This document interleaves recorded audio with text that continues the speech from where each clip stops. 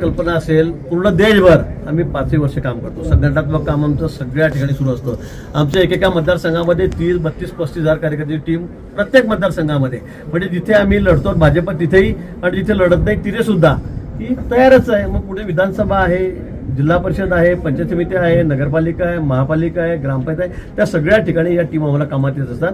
आणि म्हणून पन्ना प्रमुख, बूथ प्रमुख, शक्ती केंद्र प्रमुख, वॉरियर, सुपर वॉरियर हे असे सगळे पद जो जवळपास 32,000 कार्यकर्ते विविध आघाड्या यांच्यावर या ठिकाणी काम करत आहेत.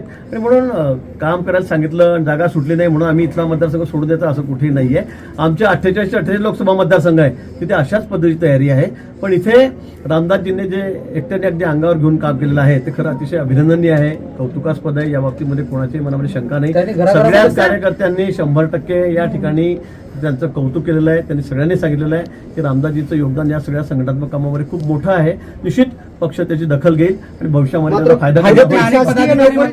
ताज्या घडामोडी जाणून घेण्यासाठी शिवशाही न्यूज यूट्यूब चॅनलला सबस्क्राईब करा. आपण हा व्हिडिओ फेसबुकवर पाहत असाल तर फेसबुक पेज फॉलो करा आणि शिवशाही न्यूज.com या आपल्या वेबसाईटलाही भेट द्या.